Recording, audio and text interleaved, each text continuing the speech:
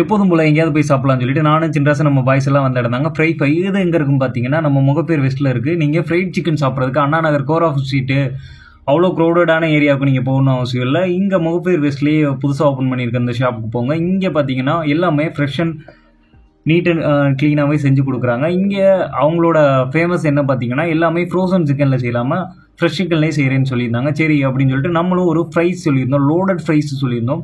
Loaded ஃப்ரைஸாக இது எப்படி இருக்கும் அப்படிங்கிற மாதிரி ஒரு பாக்ஸ் எடுத்தாங்க. பாக்ஸில் அப்படியே ஒரு சிப்ஸ் எல்லாம் போட்டுட்டு ஃப்ரைஸ் எல்லாம் போட்டுட்டு அதுக்கப்புறம் சிக்கனை கட் பண்ணி போட்டாங்க. என்னடா லோடட் ஃப்ரைஸ் அவ்வளோதானா கொடுங்க அப்படின்னா, இல்லை இருங்க இன்னும் நிறையா வேலைகள் இருக்குது அப்படின்னு சொல்லிட்டு அப்படியே மயோனேஸை சாஸு எல்லாமே அதில் ஆட் பண்ணாங்க. ஆட் பண்ணிவிட்டு கொடுத்துருவாங்க. பார்த்தா கடைசியில் சில்லி பவுடர் போட்டு கொடுத்தாங்க. ஏன்னா சில்லி பவுடர்லாம் கொடுக்குறாங்க, நல்லா இருக்குமா என்ன அப்படின்னு சொல்லிட்டு எடுத்து சாப்பிட்லான்னு சொல்லிட்டு அதை எடுத்து சாப்பிட்டு பார்த்தா சாப்பிட்றதுக்கு வேறு லெவலாகவே இருந்துச்சுங்க.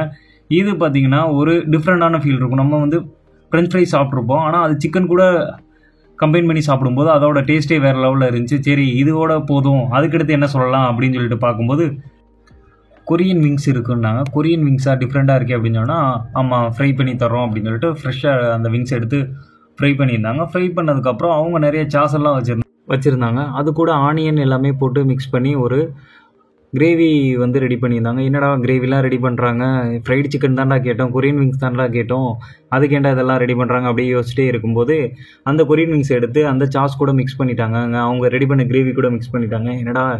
என்னென்னமோ நம்ம என்ன ஃப்ரைட் சிக்கன் சாப்பிட வந்தோமா கிரேவி சாப்பிட வந்தோமா அப்படிங்கிற மாதிரி ஃபீல் ஆச்சு. ஆனால் கடைசியில் பார்த்திங்கன்னா அதை ஒரு மேக் பண்ணி நீட்டாக கொடுத்துருந்தாங்க. அந்த மைனஸ் எல்லாம் போட்டு அதை மேக் பண்ணதுக்கப்புறம் ஒரு கலர்ஃபுல்லாகவே இருந்துச்சு. ஆஹா பார்க்குறது கலர்ஃபுல்லாக இருக்குது, டேஸ்ட் எந்த வயசு எது இருக்குமா அப்படிங்கிற மாதிரி எடுத்து சாப்பிட பார்க்கும்போது உண்மையிலேயே டேஸ்ட்டு சூப்பராக இருந்துச்சு. ஒன் ஆஃப் த பெஸ்ட்டுன்னே சொல்லுவேன். இங்கே வந்து ஒரு எனக்கு பிடிச்ச டிஷ்னால் பார்த்திங்கன்னா அந்த கொரியன் விங்ஸ் தான் ரொம்ப பிடிச்சிருந்துச்சி.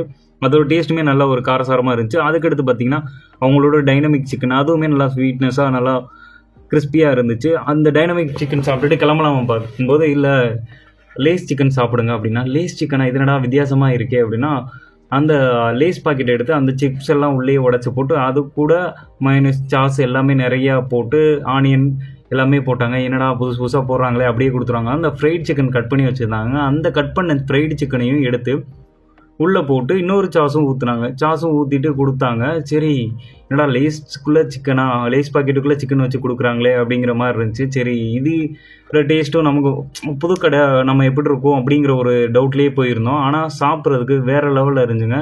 இதுலேயும் கடைசியில் சில்லி பவுடர் ஆட் பண்ணியிருந்தாங்க. என்ன சில்லி பவுடர்லாம் ஆட் பண்ணுறாங்க அப்படின்னா எடுத்து சாப்பிட போகும் எல்லாமே டேஸ்ட்டாகவே இருந்துச்சு. இதோட லொக்கேஷன் வந்து உங்களுக்கு ஃபஸ்ட் கமெண்ட்டில் கொடுக்குறேன், நீங்கள் ட்ரை பண்ணி பாருங்கள், எப்படி இருந்துச்சுன்னு கமெண்ட்டில் சொல்லுங்கள்.